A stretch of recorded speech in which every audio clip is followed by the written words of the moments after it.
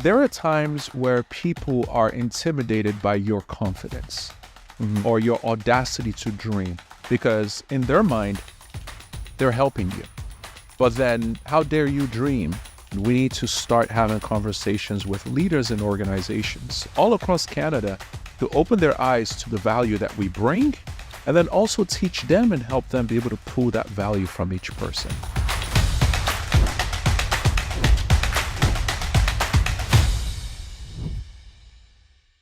Welcome to this special episode of the Canadian Dream podcast.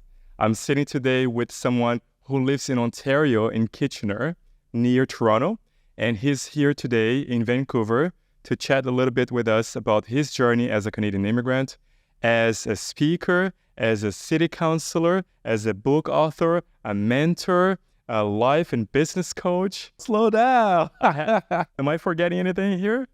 I think you put too much, as a matter of fact. I paid you well for that. No, I'm just joking. Yeah, it's a pleasure being here. Thanks for having me. This is awesome. Oh, I actually forgot. You are a college instructor. Yes. Yeah, I teach at a college. You started that only a few months ago. Yes. What are you teaching? Leadership and management, corporate innovation, systems and design thinking at Conestoga College. It's also located in Kitchener. So your life is in Ontario. My life is in Ontario. And what are you here in Vancouver for?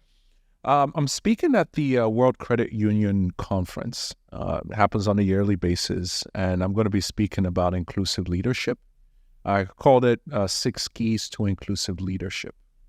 And the goal behind it is just, as immigrants, when we come in, you have so much value to give and offer.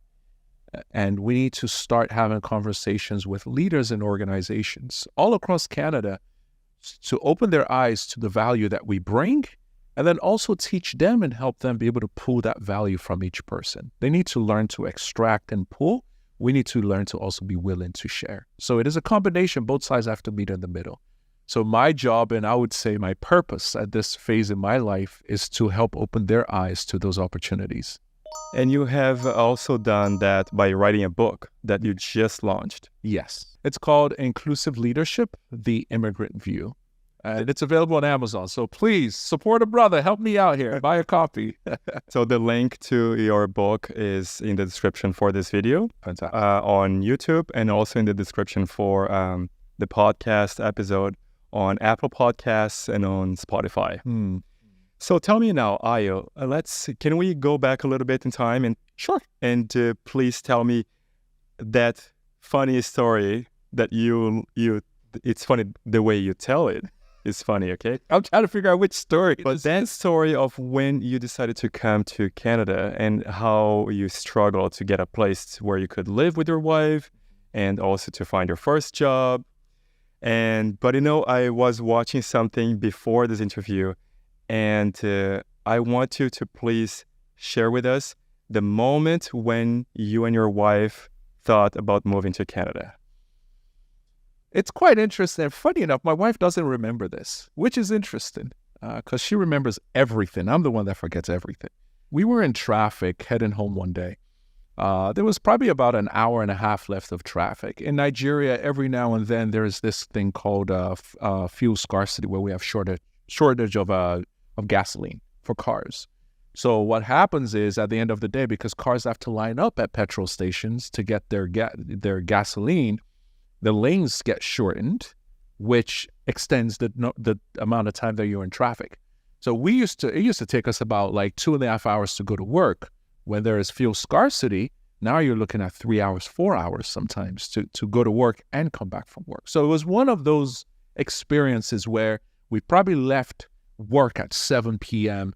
It is like 10 at night. We've been in traffic for like 3 hours. I'm not exaggerating. We still had like an hour plus left in traffic. And we were both exhausted.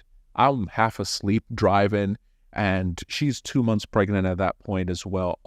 She's already like gone sleeping, going in and out.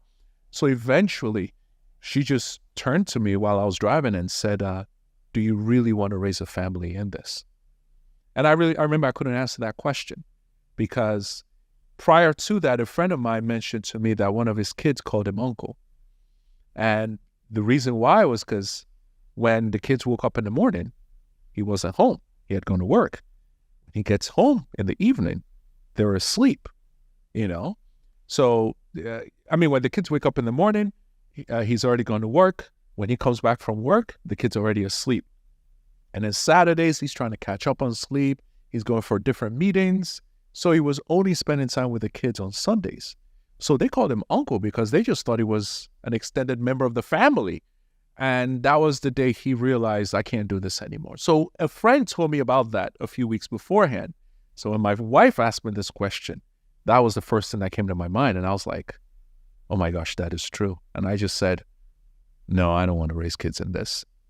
And how long did it take for you to go from that moment to arriving in Toronto? For me, it took 2 years. For her, it took probably about 7-8 months or so. Oh, did she have her baby in Nigeria or in Canada? She had the baby here. Oh, wow. She had the baby here. Had the baby. Yeah. And you didn't see the baby for a year.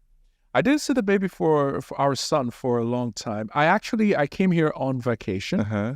I took a 4-week vacation, excuse me. And I came to Mississauga, where she was staying at that point. She was staying with her mom at that point in time. So I came.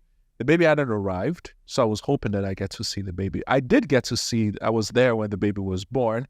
Probably one of the most traumatic experiences of my life, watching a child being born in the hospital.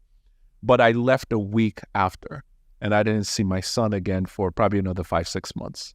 Uh-huh. So the only experience I had of him was WhatsApp videos being sent to me, that type of thing.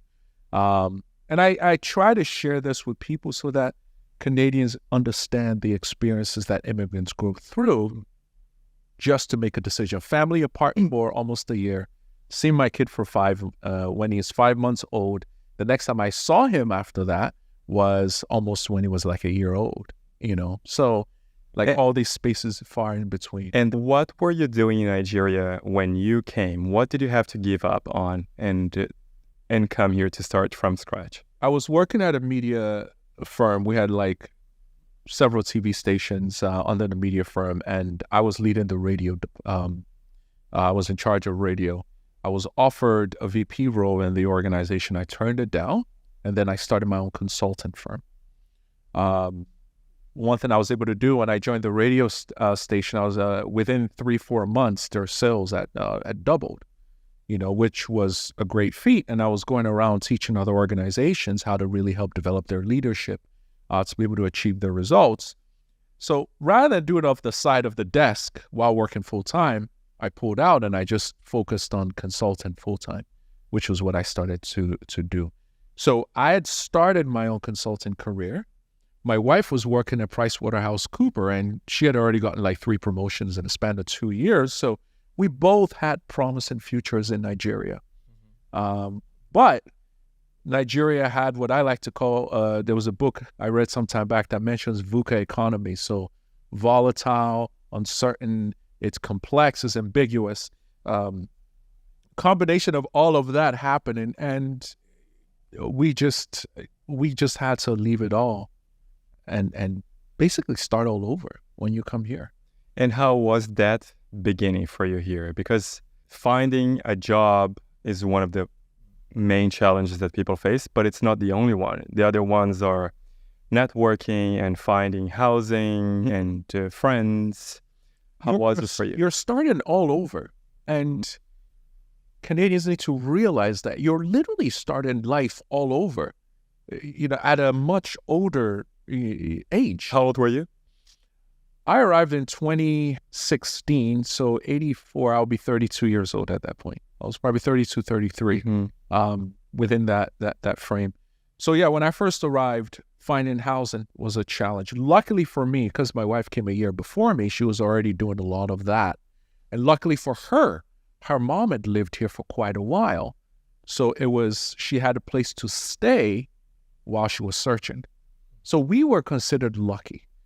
Not many people have that, because many people come and they stay in Airbnb looking to find a place, or they stay in a hotel looking to find a place, or they stay in some rickety corner, one of their friends, 1 bedroom, and it's a whole family, and staying in 1 bedroom, and you don't want to step on people's toes in their small house or whatever. So we were considered, I would say we were quite lucky and privileged in that area. But finding a house, then landlords are asking you for credit history. We don't have credit history because we're new in the country. Yeah. So that was another problem that we had to face. And finally, we were able to get someone that was a co-signer, guarantor, which was my wife's mom. She had the credit history. She had those things. That was how we were able to get a place. It wasn't even necessarily a good place. It was just a place. In fact, I think the second day moving in, we had to call the police, or the police was called in that neighborhood, and someone wanted to fight me. Within 48 hours of living, we're like, what did I sign up for? So, someone wanted to fight you? Yeah. So what kind of neighborhood was that? It wasn't a good neighborhood, I'll tell you that. It was just one of those shady type areas, and we had to get out of there as quickly as possible. So for all the recruiters out there, you zoom in on me. For all those recruiters out there, it is important that you note this. When you look at the resume and you see an address from outside of the city, it doesn't mean that individual, this person's outside the city, and you automatically eliminate them. No, that person is probably living with a friend or a colleague and looking for a place to settle. So like my wife, we were staying in Mississauga, or she was staying with her mom in Mississauga. Kitchner, Waterloo is an hour plus away. That was where she found work. As soon as she found work, that's when she started looking for an apartment in that place. So I think recruiters end up getting that wrong because they're always looking at where do you live first to make a decision. Yeah. Immigrants are willing to move anywhere. Because that's how our school system works, right? You can only send your kids to school where you live. Exactly. But you can actually work anywhere and move. And I think it's important that people notice this, because if we're bringing 500,000 immigrants by 2025, and we're growing at a rapid pace, it's going to get to a point where 1 out of every 3 individuals here in Canada will be an immigrant. Recruiters, leaders need to understand the immigrant story so that on their end, they can do better in bringing it and recruiting and supporting immigrants within their organization. How much work still has to be done, in your opinion? Oh, there's still a lot of work. There's still a lot of work that has to be done around education, educating people. There's a lot of work that needs to be done around even just helping people see immigrants not as a threat, but as a value add. Mm-hmm. There is still a lot of work that needs to be done around the different categories of immigrants that are coming in. Because, and I want to make sure I say this the right way, and if it comes out the wrong way, I apologize to everyone. There are times where people are intimidated by your confidence. Mm-hmm. Or your audacity to dream, because they weren't expecting it. Because in their mind, they're helping you. Oh, you're here in Canada. Oh, we're helping you by coming here. But then, how dare you dream? It's not said in words, but in behaviors and the way people interact with you or respond to you sometimes. And it is important that we educate people. A large majority of immigrants that are coming in through the economic category. At least as of right now, you're looking at 58 to 60% economic migrants. They're coming in with money. They're coming in with education. They're coming in exposed, experienced.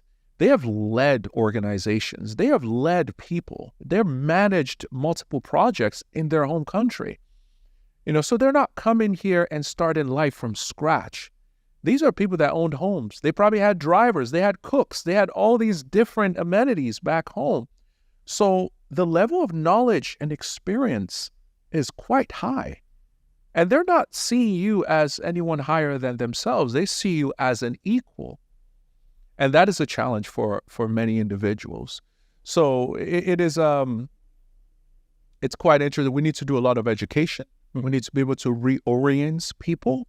We need them to see people as value adds and to think differently.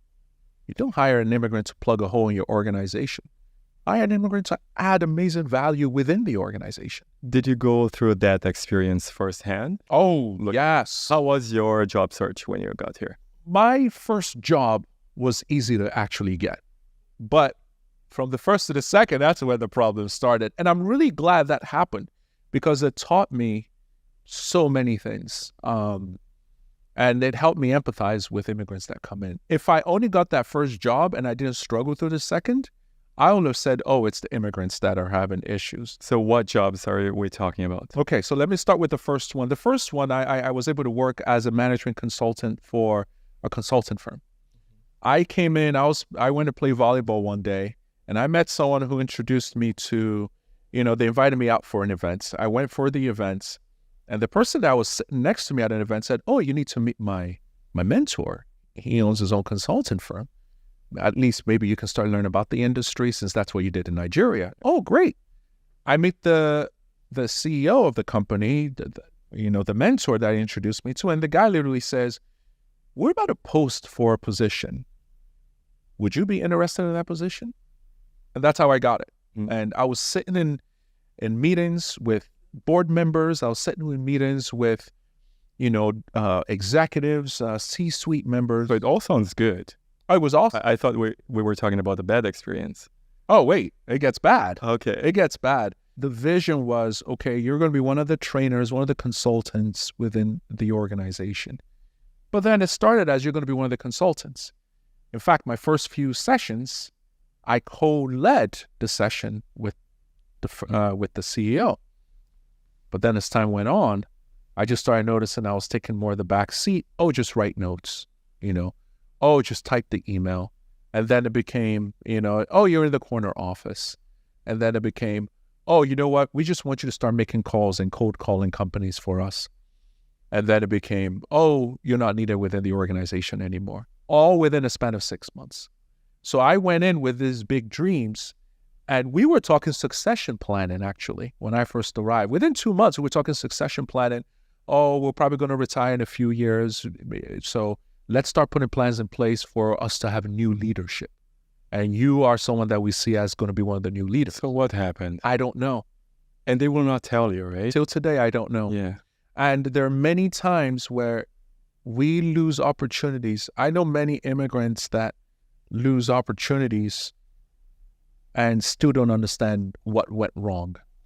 I'm glad you touched this point because in Canadian society, especially when you're talking to people about people who have been here for more than one generation, they are very averse to getting conflict. Mm-hmm. And sometimes just telling people what is wrong with them mm-hmm. or why they're not a good fit or giving negative feedback is very uncomfortable for them. Yeah. For the person who is giving the negative feedback, because they think, oh, you might not like to hear that, but it's actually more painful for me to say it.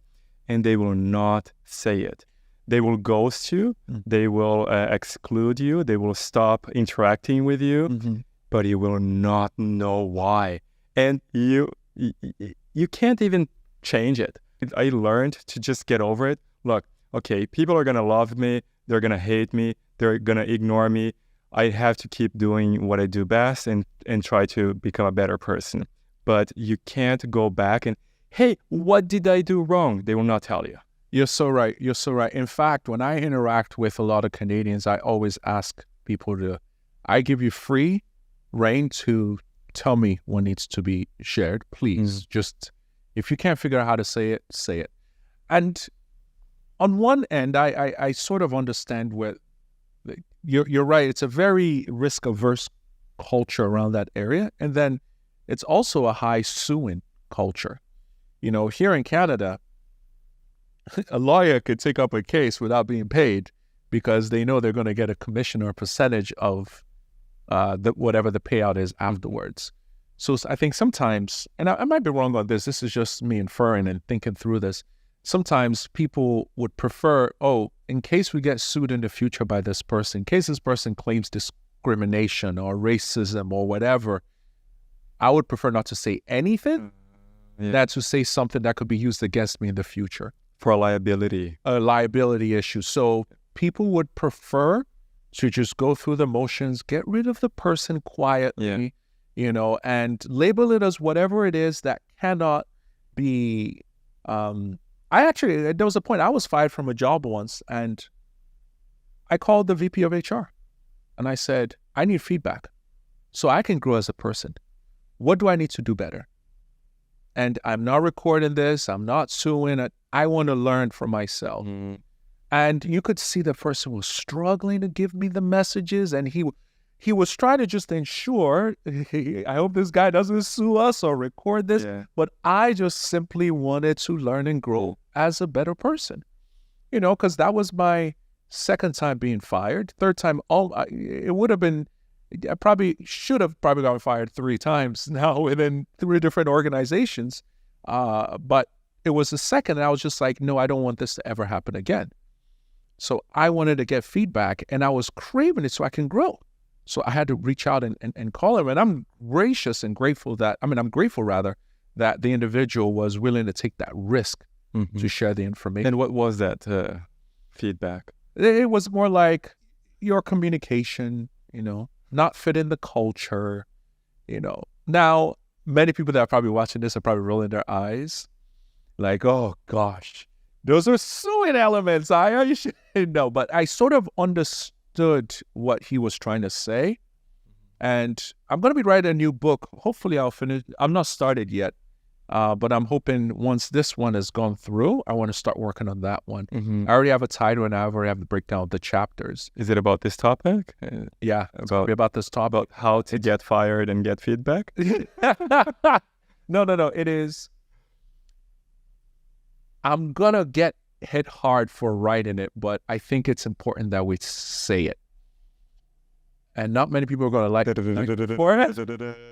But the chapter or the area is going to be called The Art of Crouching. That's what I'm... Crouching? Crouching, like slouching. Maybe The art? A better word. The art of slouching. Slouching. Yeah. Okay. And here's what I mean by that. When in the monkey or chimpanzee world, I'm not sure which one. But in that world, when there is a dominant chimpanzee in comparison to the other one, there is a way the less dominant one would slouch for the more dominant one. I think there is a hand gesture that the chimpanzee does to the other one to show, you are the boss. I am merely, a servant in your world type. And they scratch each other's backs too. Oh, really? Interesting. Yeah. Netflix. I got to watch the documentaries, huh? But when we come in so confident. Yeah. I mean, if you're coming in as a CEO that's hired people, if you've led organizations, if you work with executives and you come here, why would I not be as confident as how I was before? People are not used to that category of people. They're not used to that. So I actually had a boss once say to me, Ayo, what makes you think we don't know what we're doing here? I never used those words. I never said you don't know what you're doing here. I never alluded to it, but somehow that was what the person heard from me. Now, keep in mind, when I came into the organization, I was asked to come in and turn certain things around within the organization and help improve revenue. So I'm putting plans and strategy and I'm making presentations. That's what you hired me for. But then I'm presenting the thoughts to you on what we can do, and your response is what makes you think that we don't know what we're doing here. So when I heard that, it planted a seed in my mind. But when I got the feedback from this VP of HR as well, I was just like, these people want me to slouch. Okay, they want me to, you are the boss. You are dominance. This is your territory. This is your field. So I need to learn how to coexist with someone, but still give that indirect communication like you are the boss. So we're not used to that, and we need to learn it. And not many people are going to like what I just said, and you're probably going to get hate mail. I'm probably going to get hate mail through you. Like, how dare he say something like that about us? But the reality is, some of my friends that have struggled in particular organizations, they're way too confident. And could be seen as a threat. People don't know how to work with that. And sometimes I don't even know how to give that feedback to them. In fact, the introduction in my book, I talk about a guy, I gave him a fake name called Tyler. So the person's name is not really Tyler. What's the person name? So the individual, we were on a networking call one day, and he was just sharing his frustration about how he feels like he has to act stupid in his organization just to survive and get by. Yeah. And he was very frustrated about that because he's like, I'm sharing my ideas, sharing thoughts, and it's being ignored. And it seems the only time that the attention comes is when I slouch, when I bow to upper. And bow is just a word that I'm using, a symbolism for you know more, you're smarter, or whatever. And I felt really bad because I wanted to share this with him. I didn't know how to share it then. I feel like that's why I need to write this next book, to talk about these things. On one end, to embarrass some people, but another end, just to help people with coping mechanisms to survive. Mm-hmm.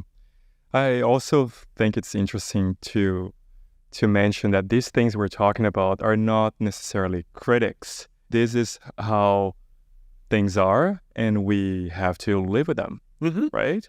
Oh, yeah. Windmill Microlending share a statistic on their website. 41% of immigrants in Canada experience a high level of stress within their organization. HRreporter.com did a survey. It was a really small sample size of 700 people, but they discovered that 77% of quote-unquote racialized Canadians always felt on guard in the workplace, just constantly not sure, always careful. Yeah. We have to walk on eggshells. Constantly walking on eggshells. Yeah. There's a book by an author called Matt Adolphe. He wrote a book called Canadian Workplace Cultures. I tell every immigrant to go read that book. It is by far probably the best book written for immigrants. It's called again? Canadian Workplace Culture. Workplace Culture. Yeah. Canadian Workplace Culture. Mastering the rules of, I forgot what the whatever is, but it's by Matt Adolphe, Adolphe. And what's the takeaway from the book? There's some fantastic takeaway. It talks about 10 things that happen within the Canadian workplace culture that immigrants need to master and learn. And one of them, which is in line with what I was talking about, is how Canadians have a very indirect way of having conversations. Yeah. Canadians will never tell you that. Many will disagree with that, but it is the reality, because when he starts sharing examples and things of the like, you start to notice it. And it was when I read the book, I was able to start going back, and I started remembering certain comments or phrases that were shared with me, that like, that's what that person meant. Oh, now I get what they were saying. Give me one example. Someone would say, you need to be a bit more selfless in your approach. They just said you were selfish. Yeah. The person just said you were selfish. Yeah. But the person, you need to be a bit more selfless, when you do this. Or, I just want to, somebody reaches out to you, I just want to make sure you're okay for the presentation later today. But then they send you another email, just want to make sure you're okay for the presentation later on. The person is nervous and not sure you're going to be able to take care of it and do it properly. So there is all this indirect communication that is very nice, that is very cordial. And then when we see it, we're like, oh, how nice of that person. No, it's not nice, Ayo. The person is concerned. That's why they're reaching out repeatedly, and you need to address that concern. So we need to go above and beyond to be able to get them to get people to speak up and share. Or I was late for something one day, and someone replied and said, oh, it's okay. It's all right. It's not an issue. Oh, it was an issue, So in the back of my mind, I have to say, Ayo, you were late. It's an issue. Somewhere in the back of that person's mind, it's been noted on this day, at this time, Ayo was late. And by the time you do that a second time, it starts getting documented.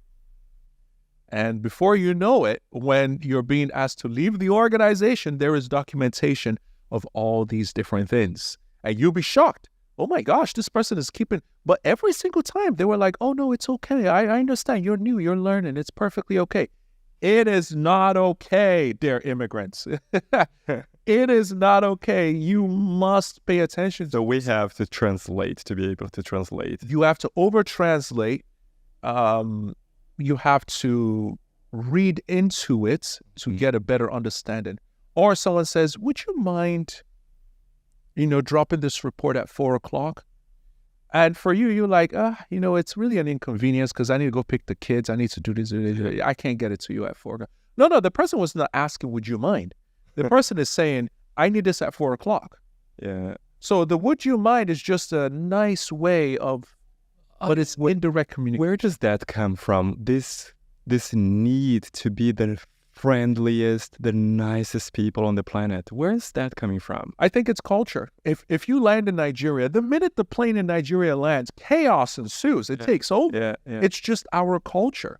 So people have grown up in a certain culture, and many times they don't realize.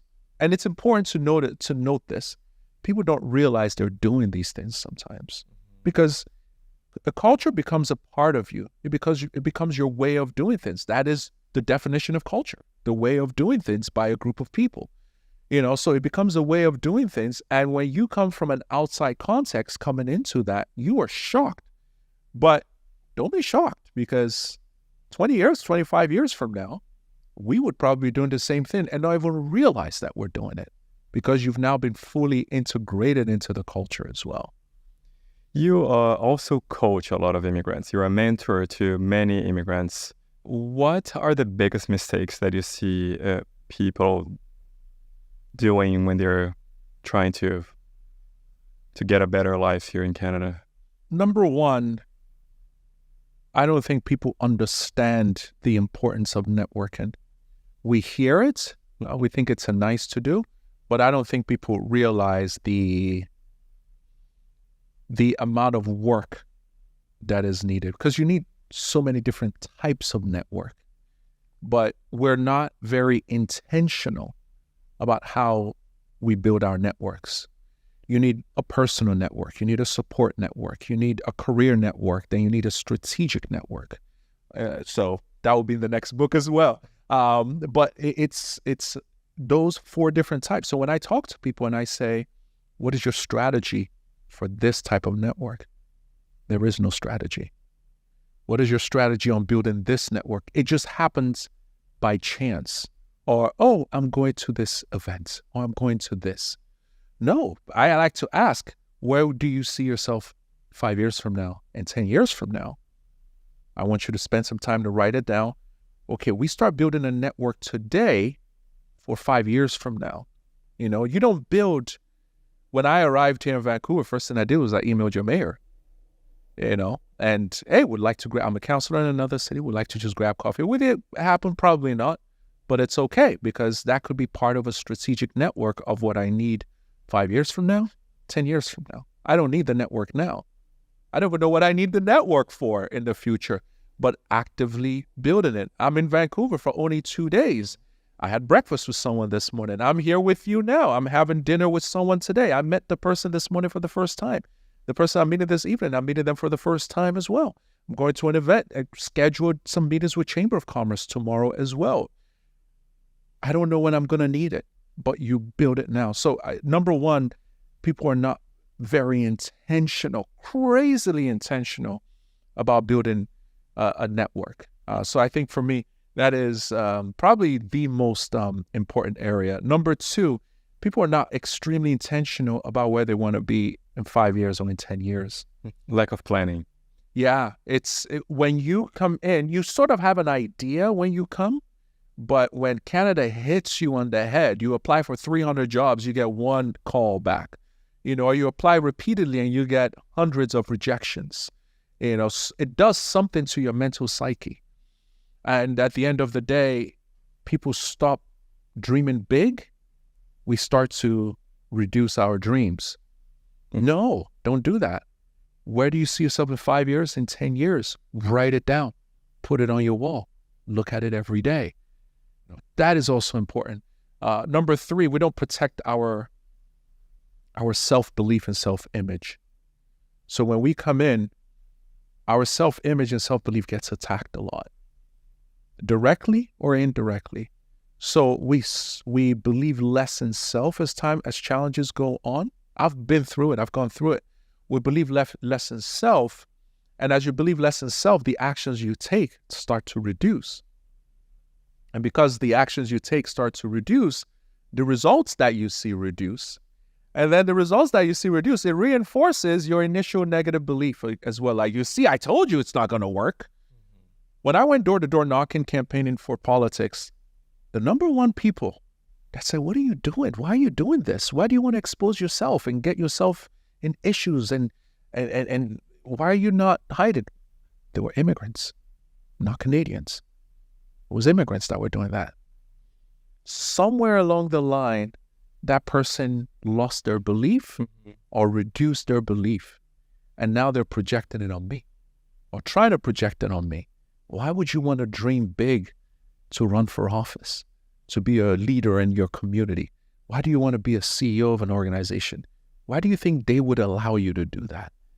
But you have to have the audacity to say, I will add value and I will do this. You know, why do you think, Ayo, you're an immigrant, you're speaking at a conference of 2,700 people? No, because in my dream, I saw 20,000, 30,000. So this is smaller than the dream, but it's a start towards the bigger dream.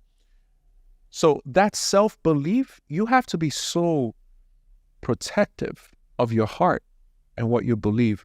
I know not everyone is a spiritual person, but I'm a person of Christian faith. And in the Bible, it says, guard your heart. It's the wellspring of life. Your life is lived from your heart.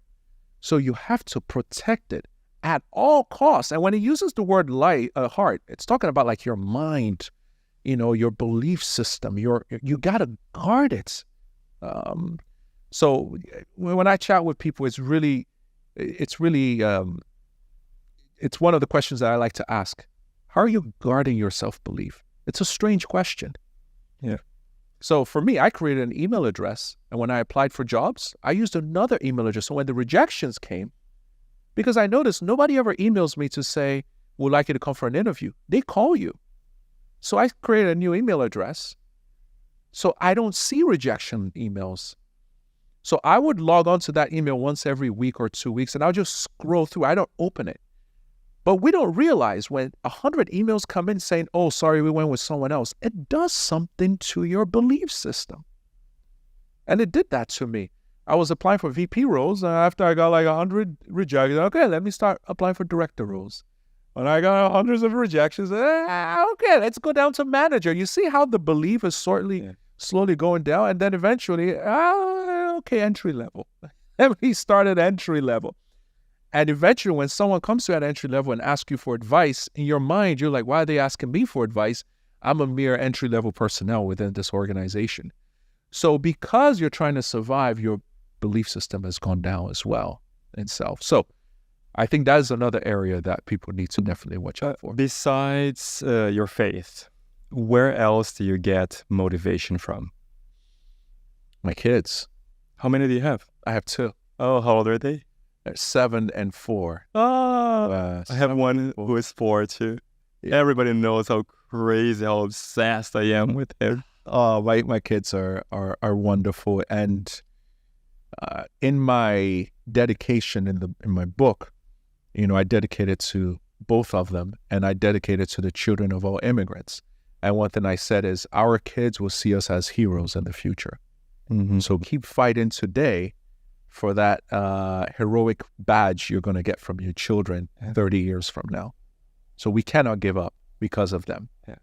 There's another thing that I like to say to you. The harder it is now, the easier it will be tomorrow. Absolutely. So I embrace challenges and problems and hardships. Mm-hmm. Yeah. Mm-hmm. For example, Aiden, who is here behind the cameras, we're going to go on a 40-kilometer hike the day after tomorrow. Craziness. So yesterday, no, listen, I went to the gym and then I jogged around 11 a.m. It was sunny. And then I worked for a little bit here in the studio, and then I ran back home at 4 or 5 p.m. in the sun. Oh my God. Yeah, I'm a little bit sunburned here. And I was thinking the entire time, oh man, it's so hard today. on Wednesday, I'm going to have a blast. It's going to be so much easier. Wow. Yeah, That's of awesome. course, it's a metaphor. Right. But we are doing the hardest job that someone can do by moving to another place and restarting from scratch. Now, is that a concern for you that your kids are not going to live through that experience, that they're going to grow up too comfortable? My hope is that we don't make them comfortable. We want to push them. I was at an event. How can you do that growing up in Canada? I was at an event a few months ago.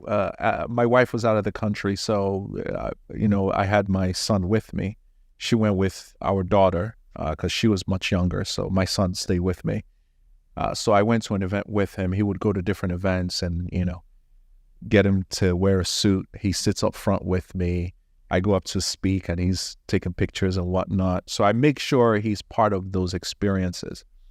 And then I said to him, I want you to go introduce yourself to 4 or 5 people here and tell them your name, tell them who you are, and say it's nice to meet you. You do that, you get to play whatever game that he likes on my phone, whatever. And he was very embarrassed and shy or whatever. One person, why are you making him do it? Because he's going to have to learn to do this in the future. He has to start now. That's 1. 2, he reads probably a new book a month. Oh, wow. And he's 7. He's 7. Oh, yeah. He reads a new book a month. So I buy books for him like crazy. In fact, we bought a book for my son called Investing for Kids. So there's a book for him about investing. I remember one day my son walked up to me and said, Dad, do you invest in real estate assets? And I'm like, what? Like, it came out of nowhere. Like, we were talking about cartoons or something. Then he was like, do you invest in real estate? I'm like, what are you talking? He's like, I don't know. My book talked about it. Is that a book by Robert Kiyosaki? I don't know. Rich Dad, Poor Dad. It's called Or Kevin O'Leary. Kevin O'Leary has good books. Really? I don't even know, but I go online and I specifically, like, I bought him a book on Barack Obama, on Kobe Bryant, on he's into technology and energy. So we got one, Thomas Edison. Oh, wow. So we buy all these different books of biographies of people so he can start learning. And John Maxwell shared something that his dad did that my wife and I want to embrace when they get to a certain age, maybe when they're 12, 13 or something. He's going to buy his first shares when he's 10. That's the goal. He's 7 now, and when his sister is 10 as well. But between now and then, he's going to play a lot of Monopoly. Yeah. He's going to play, what's that game called? I think it's called Cash Flow. Cash Flow for Kids. There's Cash Flow for Kids for Cash Flow for Adults by Robert Kiyosaki. Yeah. My wife and I play Cash Flow a lot. He's going to play that game as well. I took a renovation course a few months ago where I had to, you learn how to build a house from scratch. I was the only counselor in that, in that place. And people were like, you're a counselor, what are you doing? Like, I want to learn how to renovate. And one person said something to me that was very profound, and my wife and I, we've added it to our list now. He said, when my son is 15 years old, I'm sending him to this program because then he would learn how to build a house from scratch. We were building it from scratch. Like, we had to do the framing. We had to knock it down. In fact, I remember at one point, my colleagues, and there were 4 of us in my group, we had built our side of the wall, with studs and all that stuff. We learned it. You would sit down, you learn from the teacher. Then they show you how to do it. Then you do it yourself. Nails, hammer, all of that. We built, and we were 103.5 or something, and it needed to be 103. We had to take the whole thing down. Oh, gosh. And we had to start trying to figure out all our numbers were accurate. Where did we go wrong? The teacher made us take the whole dagger thing down. I almost cried, Or when your tiling is off and it's not flush or it's not plumb, we take it down. I am sending my son to that when he's 15. You are going to learn how to build. So I think sometimes we want life to be easy for the children. And rightfully so, because we went through the tough times. But tough times build men, build leaders. Easy times do not. Yeah. So we have to intentionally ensure that we're also passing those messages on to them. And yes, they don't have to, quote unquote, struggle like we did. let them work hard for it. My mentor challenged me on something. He's like, every child should have a property under their name or a property that you're going to pass to them at the age of 18.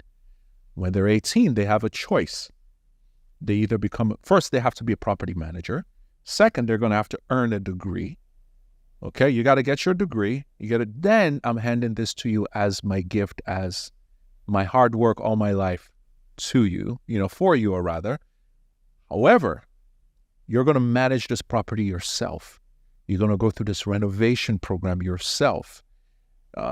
Then after you do that for a year or two, now you have a choice. Do you want to sell the property and take all the money and travel around the world and do what you want to do? Once you do that, I'm not giving you, this is it. This is my gift to you as a father. Your college education and this property. You're not getting anything else from me. You're always welcome in my house, but you can't live in my house anymore. So you better go get a job. Yeah. If you want to start a business, even better. I will support you through that process, but you are running it. You're pushing hard. So I think we need to learn to push our children that way. Whatever decision you make in the future, I will support you through it. But my job is to instill certain values in you, gratitude, hard work, and those types of things. Oh, one last thing. Sorry, I know we want to move to probably another question. One thing that I'm also learning from my church, and I try to pay attention to what happens with leaders in different communities. One thing I noticed with some leaders in my church is at young ages, they send their kids out on mission trips. When a child leaves Canada, the comfort of Canada, and goes to the real world, and they see people going through stuff and they have to fetch water, the morning, and they have to struggle to make ends meet. When they see that, and they do that every year from when they're 13, 14, all the way, and they're part of a mission team, it teaches gratitude, teaches humility, it teaches all those values and elements that we had to learn growing up and we saw growing up. We have to find a way to get them to be a part of those types. So you want to send your children on a missionary? Oh, they have no choice. They're doing that. You want to live in my house? You're going on a mission trip. Even if it's not a mission, you're going on some trips to different places, and you're going to go and serve. Yeah. You're not going there on vacation. You're going to go serve. To volunteer for. Oh, yeah. My wife and I will go on vacation. You go serve. That's very nice. What have you learned as a city councilor? How ugly is it? How ugly is it really? At a provincial level, it's probably less ugly. Well, someone shared something with me. They said, federal has all the money. The provinces have all the power. And the municipalities have all the problems. Oh, really? And I thought that was hilarious when they shared that. But in some instances, I think there is some truth to a lot of that. It has been a privilege. How long have you been serving it? I was sworn in November 14 last year. Oh, last year? Yeah, just last year. So it's been only half a year. Yeah, only been half a year. And what changes have you already noticed in yourself? Are you more careful? Yes, you have to be more careful with what you say because the things that you say can end up in the media. So I have to be... And it can be distorted. It can be distorted. It can be taken out of context. And there's nothing worse than things being taken out of context because you feel cheated. Yeah. You say, no, I never said I hate immigrants. And then they show, I hate immigrants. Yeah. And it is... I've learned to be selective with my words. I've learned to listen more. And I'm starting to notice and see that a lot of the decisions are more complicated than we think they are. There's so many extraneous variables, so many stakeholders that are affected. Regardless of a decision that you make, there will be a group of people that will not be happy with the decision, and they will let you know about it. And they have every right to, because you are representing them. So I'm learning the art of listening. I'm learning the art of gathering from multiple stakeholders. And I also don't think people notice this. And zoom in on me for this one. I'm just kidding. Dear residents, your councilors are at the governance level. Governance is about strategic planning and thinking. Staff And the leadership, which is like the CAO and the senior leaders, the directors within the city, they are responsible for operations. So it always puts us in a weird place. People don't know this. I didn't know it before I went in. So when people come in and say, oh, we're going to cut taxes, that's just a bunch of baloney. Let's just start with that. Because you cut taxes, then you're cutting services. That's how it works. There's something that is being cut.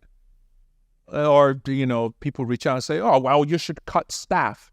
Well, they're also unionized. So you go start that issue. So there are so many aspects and areas that you're not aware of when you're on the outside looking in. But once you're in, you gain this new perspective. And I believe that's where people feel like politicians are liars. Like, oh, you promised all these things before you came in. Yeah, but the person didn't see the budget before they came in. Yeah, the person didn't see that the budget was not probably balanced before or not well balanced. They did not see all the multiple contracts that have been signed over a period of time. And now you're not just a representative of the people, you're responsible, you have fiduciary responsibility. And you have all these responsibilities that come with it. So there are all these things that we're not aware of when we go in. And then when you go in, you start hearing and seeing these things, suddenly your perspective starts to change. And I believe that's where people feel like politicians are crooks or politicians change when they go in. Many times people that go in with a good heart, but when you go in and then you see all the things that you have to work with, it gets complex and you're now like, holy crap. And that's probably the best way that I can put it here. And what are the main challenges that the residents of Kitchener are going through? What changes do they want? Kitchener is broken down into 10 different wards at the municipal level. When you go to province and federal, it changes like riders and things like that. So one thing that I've noticed is the needs and the concerns of my ward, which is Ward 5, is very different from the needs and concerns of those that live at the downtown. So I'll give you an example. And that is why diversity is also very important, because communities need to be represented, different views need to be represented, and different lifestyles need to be represented as well. So, for example, people that live in the downtown core, there is less parking because more condos are going up. So you're not getting 2 cars per household. It could be 1.3, 1.2, or whatever it is, depending on what the code is. And I don't remember what the number is with the code at this point. But people downtown find it easier to just come down, jump on the transit, and just go to where they're looking to go, or jump on a bus. Or we have all these scooters that were introduced downtown that people can just hop on one of those and electric scooters and just go to where they're going, or ride their bike to work. That's the type of lifestyle. When you come to my ward, my people have 2 cars, 3 cars, and a boat, all squeezed into, their little garage. And they're complaining and asking for more parking space because now the teenager has reached a certain level where they've purchased a car for him. That's the parents or guardian have purchased a car for him. And now we just had to approve a motion. Councilor Bill Ioannidis brought forward a motion about people parking on boulevards. Which is, that little spot when you move up and park in your parking spot, there's that little spot before you get on the road. Yeah. We just had to approve so that we can get people off the roads and get people on that. So you can see the difference in terms of the wards and what their needs are. So every ward has a different approach to what they're looking for, but it's more dependent on the types of people that live there. And I understand this is beyond your realm, but on a national level, your analysis of Canadian society and of Canada today, you're also a business coach and a life coach. So how do you see the future, the moment we're in right now and the future for Canada, say in 5 or in 10 years, where do you see us going? There is a great quote. I don't remember the name of the person that said it. Maybe it's Henry Ford. I might be wrong. If you believe you can, you're right. If you believe you can't, you're right. Yeah. So in the next 10 years, we can all either see an opportunity or, holy crap, where are we going as a nation? I see an opportunity. We're bringing a lot of smart, intelligent people into Canada. One, I think there is a great opportunity through the people that are coming in collaboration with the people that are already here. I see some, and that's why I wrote my book, because I honestly, what some people see is this, I see this. I see an opportunity for collaborations. I see an opportunity. Sorry, hold on. Can we play the thing? Yeah. Where should I start again for that? Where I see, when people see it like this, Okay. I see it like that. Okay. Continue. There you go. 1 hour. We're almost done. Okay. And that's why you wrote your book. And yeah. Okay. And that's why I wrote the book. I usually, when people talk of Canada today, they tend to see this. I see this. We need to find a way to work together with our diversity. Our diversity is our strength. But there's a chapter or a title in my book where I said diversity is only potential power. It's not true power. Applied diversity with great leadership, that's where power is. So I see a great opportunity. I see the people that are here already. We have thousands coming in. We have students that are coming in. We have families that were born and raised here. And I just see, if we can find a way to work together, that is beautiful. So this is a call to every politician, zoom in on me. I'm just kidding. I just love doing that. And I saw that on TV one day. And someone said, zoom in on me. And I've been saying that ever since. But we need politicians that can bring people together. And I feel like nowadays, the main way people are getting into politics is by splitting people. Yeah. And people are taking advantage of, oh, you are from my community. You should represent me. But there's a danger in that. So if someone that is not from your community goes into power, are you saying that person will not represent you? Are you saying you will not love the person? You will not care for the person? Are you saying this person will not be a leader for you and not think of you as someone that they need to serve? We need politicians that are going in to serve people, not just people that look like them, sound like them, talk like them, have the same culture. Beyond that, I have had people come to me and say, oh, you need to be careful of Indians. They take over. And I'm like, oh, wow, my best friends are Indians. Probably one of the most hardworking people that I know are in. I am learning so much from the community. We see people as threats that are different from us. Yeah. I say go learn from the people. Integrate yourself into that system. Go learn, try the food, learn the culture, try to understand the people. Don't see them as threats. How can I better serve? How can I work with this person? How can I partner with this person? Those are areas that we need to think about. And immigrants, when you come in as well, I think it's important to the immigrants, go beyond your community. Do not fall into the trap of my community is my comfort, and that's where I'm only going to go. No. There are Nigerians out there you need to meet. There are Brazilian Germans out there that you need to meet. There are people from Thailand that you need to meet. There are people from different countries that are coming in with, I call it, big shout out to John Massimi. I ran against John Massimi in my ward. And John is part of this community called Asset-Based Community Developments. And John talks about the gift of the heart, the gift of the head, the gift of the hand. And when I learned it, I was like, ooh, I love it. And I put it in the book by now, though. So thank you, John, for that. But when immigrants come in, are you seeing a threat or are you seeing gifts? Gifts of the heart, gifts of the head, gifts of the hand that are coming into your community that could bring so much value.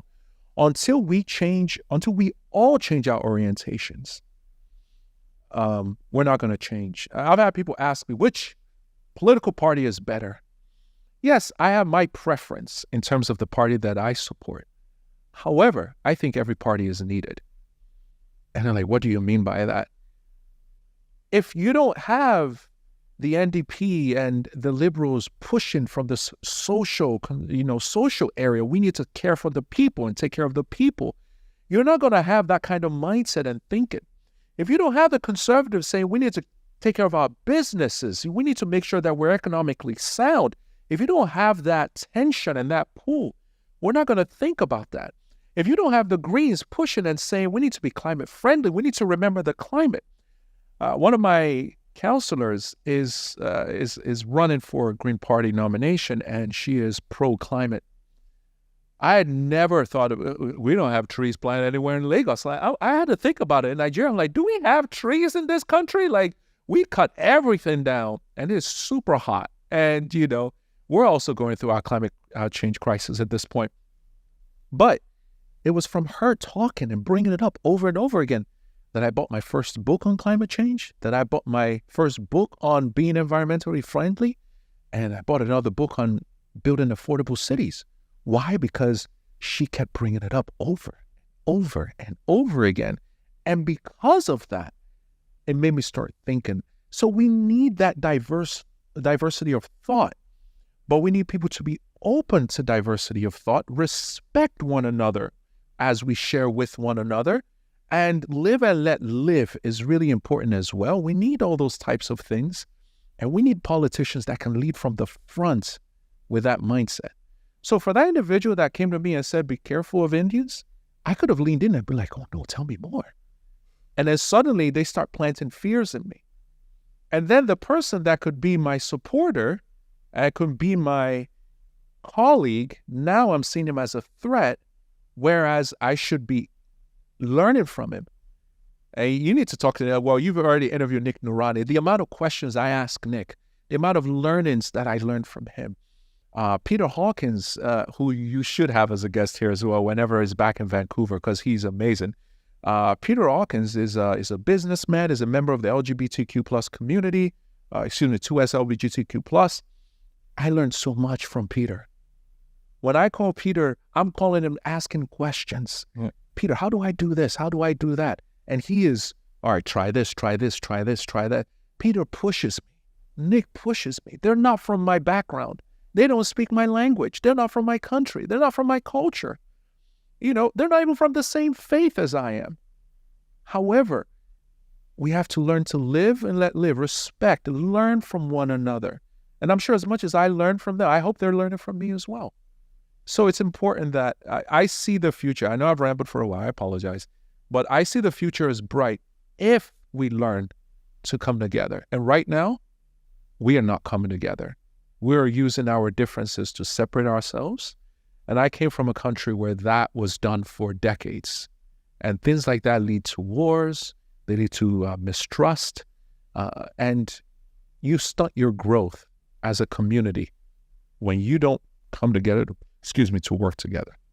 And what would you like to say to someone who came to Canada or who was born in Canada and had a bright youth, a lot of potential and lots of dreams, but life just hit them, reality hit them, and with all those obstacles in their lives, they just started to give up on those dreams?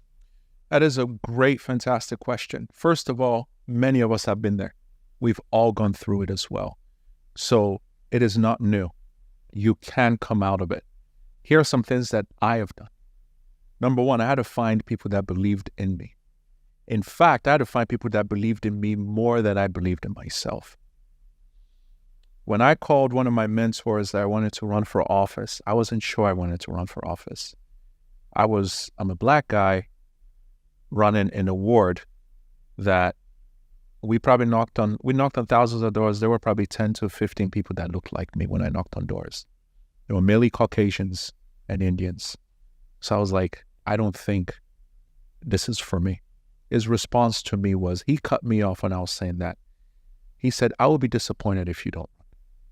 That was the phrase of someone that believed in me. But I needed to find people that believed in me. And I've surrounded myself with people that believe in me. And I've mentioned some names of some of those people. Sometimes when they talk to me, I'm scared of what they're thinking. Like, oh my gosh, slow down. That's way too much. But they see so much more. So you need to find people that see things in you that can help you bring it out. And you need to surround you. We don't surround ourselves with those types of people. And that's what I meant by strategic networking. So you got to find people that believe in you. Second of all, you have to start re-believing in yourself.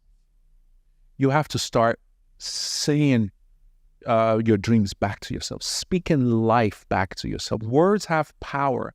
The Bible says, I apologize again, I'm going into the Bible. The Bible talks about, power, life, and death is in your tongue. So you can speak life to yourself. You can speak death to yourself. Many years ago, I wrote an article about an individual that I knew when he passed away, and we had asked the doctor what happened. The doctor said, was he depressed? And we said, yes, he was depressed.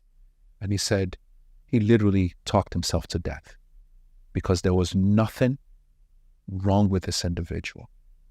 But the individual had gone blind at some point in their life. And I remember they repeatedly said to themselves, and I would hear them and I tried to stop them, like, there's no point in living anymore. I should just go. I should just die. There's no point in living anymore. And he said it so many times that by the time the doctor was given feedback to people, he shared, this person talked themselves to death. You can speak life to yourself. You can speak negativity to yourself. So watch what you say to yourself. Counter any negative thing that you say to yourself. It's so crucial. So you also have to surround yourself not just with mentors, with colleagues that are doing amazing things. We tend to become I don't know if you heard this quote, The average of the 5 people around you. Thank you. We hear these things, but when you ask people, okay, have you been intentional about the people you surround yourself with? Yeah. You'll be shocked. We're not intentional about it. I started to eliminate certain people that thought a certain way around me. And I needed to start surrounding myself with people that thought differently. I started to surround myself with CEOs and owners of organizations. So when we talk, the way they talk, the audacity of what they say shocks me. It's like, oh my gosh, like, how do you speak so confidently? But to the person, it's not a big deal. That's just them talking. Yeah. Like, I'm going to be leading this in the next few years. Oh, I'm going there to go turn things around. How do you know you're going to turn things around? It's a belief in self. Oh, I have full confidence in myself that I'll go in there and turn it around. When I say it, I'm like, yeah, I think I'm going to go in there and turn it around. But when you surround yourself with people that talk like that, it is not arrogance. It is confidence. It is confidence. Yeah. And then how did you get that confidence? So surround yourself with mentors, surround yourself with colleagues that speak that way. And you need to think differently and speak differently to yourself. It all starts here in your head. Absolutely. Great. Ayo, you have hundreds of people waiting for you at the conference. How many people are you going to talk to today? I don't remember, but the conference will have about 2,600 people in attendance. So I'm really excited. I am 2-3 hours late at this point. I speak in 2 hours, but I'm really excited, looking forward to being in there and really doing some amazing things. Thank you so much for coming here today, and I feel fired up. Let's stay in touch. Absolutely. And for those who are listening or watching this on YouTube, remember to check out the book that he just launched. That is here in the description. Yep. And remember to share this video too and to subscribe to our channel on YouTube. That will help us tremendously at this stage where we're just launching this podcast. Thank you so much, Ayo. Thank you. And thank you guys. See you on the next episode.